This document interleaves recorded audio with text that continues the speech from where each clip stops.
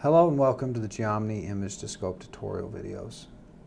Geomni Image to Scope tools were designed with carriers and adjusters in mind to increase speed, accuracy, and consistency while writing an estimate in Xactimate.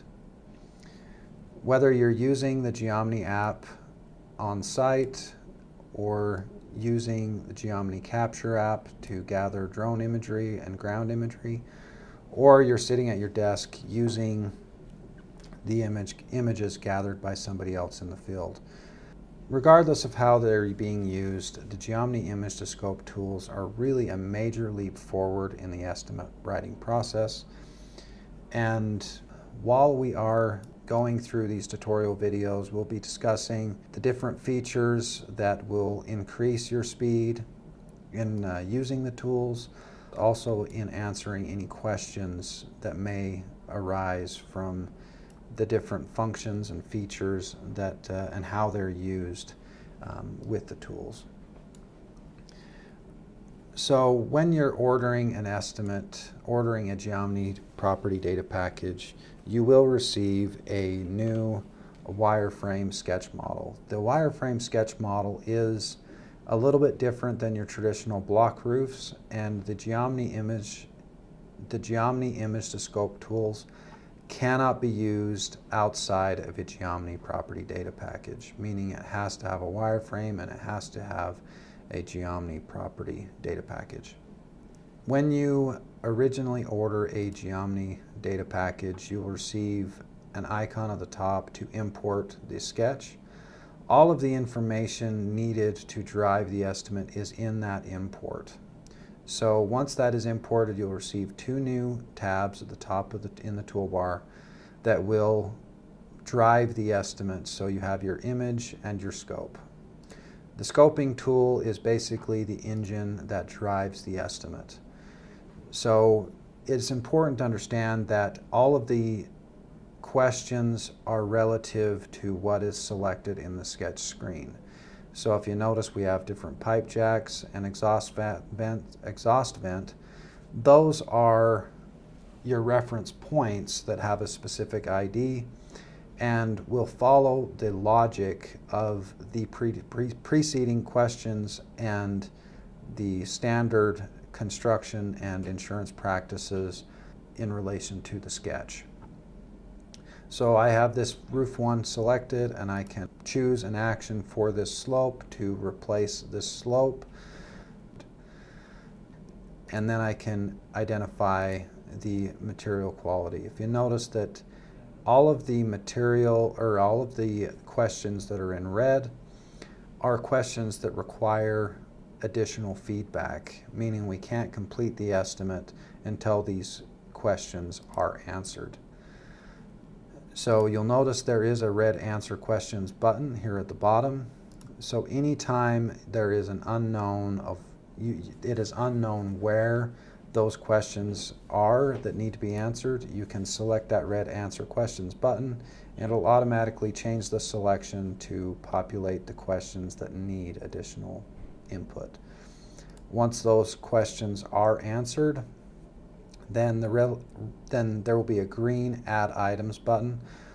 Once you select Add Items, that will populate the estimate in your estimate items. As I change my selection, you'll notice that the questions are going to change because it's looking at what is selected in the face and all of the items that are associated with this face.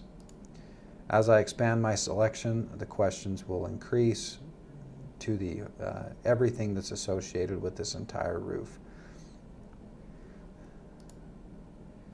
One additional thing that is really important to understand is your estimate settings and your user settings.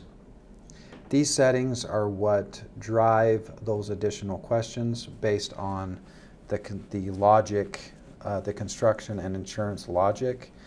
So for instance, ice and water barrier may be required slightly different in a state. So if you're working in Colorado, for instance, and the ice and water barrier requirements in Denver may be slightly different than up in up in the Rocky Mountains. So this allows the settings to be changed and or modified in the estimate settings, but these estimate settings depend on the carrier's approval to set them. So if the carrier has these settings turned off, then these questions will not be populated.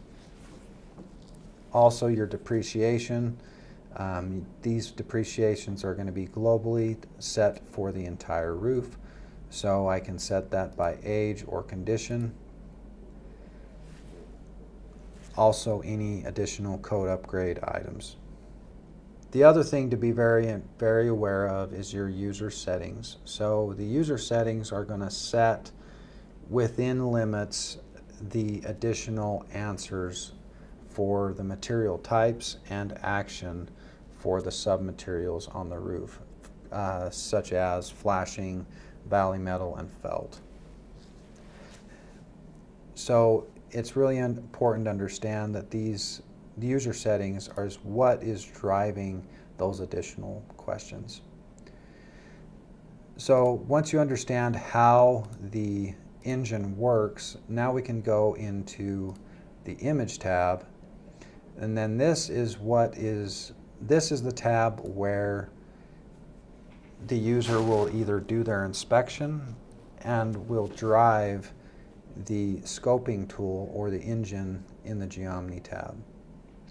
This tab works largely the same way. Any face that is selected will populate the images taken with a UAV that are associated with that face. Now, this tool will work with airplane imagery, but you will not get the inspection quality images to do a traditional inspection. So if you were on a roof with, say, a touchscreen computer or a computer, then you could select the damage on the computer. This will drive the estimate so you can almost write the estimate before you even get off the roof. So if you were to select each individual face, then the images are going to change based on your selection. I can also select the faces by their ID. That is going to change the image table to the images that are associated with that given face. So if I wanted to go into this face, which is face 2, I can select this image, and then I select the image again, and that'll bring me into 2D. And if you notice that there's now my tool tabs, now these are my annotation tools that are going to be activated to drive the estimate. So I can place my test square and then place any hail and wind annotations on this test square. Based on what I select here is going to drive the questions in the Geomni tab. One really important thing to remember is the multiple button. Here you have one face that has repair, or the auto button, which is driving a repair action. The other face has none, meaning there's no action taken to this face. I can do one of two things. I can change my selection in the sketch screen, which will get rid of the multiple button. But if I don't know where the multiple button is, then I can change the selection with this drop down to the right, or I can select the multiple button itself and then change my action to match all of the items that are selected. Once you're finished answering all of the necessary questions in the script, you can select the Items tab. This will generate the list that will be sent to the estimate. So if I wanted to see where an individual material was placed on the roof, I can verify by selecting the description in the list, and that'll show you where that was placed on the model. So ice and water shield was placed and then I can select the felt, and as you can see, felt was added everywhere, ice and water shield was not. Starter course, and then see where my shingles, the shingles were applied, pipe jacks, exhaust caps. I can see where those items were generated on the model. Then you have to then make sure you add items. Any changes that are made. So if I wanted to upgrade this to a 30-pound felt, then I come back in here. I can see where that was placed, but I have to add items again. This will not duplicate the items in the list, but this will update the items that are in the estimate. So adding items again will not double your estimate. It'll just correct any changes that were made. Any line item depreciation will have to be done in the traditional estimate. So if I wanted to do depreciation for a specific item, I'd have to go and do that in the estimate itself. Any estimate, any settings, or any depreciation that is done in estimate settings, that is a global depreciation for every item that is placed on the roof. So if you do it by age, then that is going to set that age and quality and condition for every item in the sketch screen. So doing that by line item is going to have to be done in the traditional estimate the way you normally would today.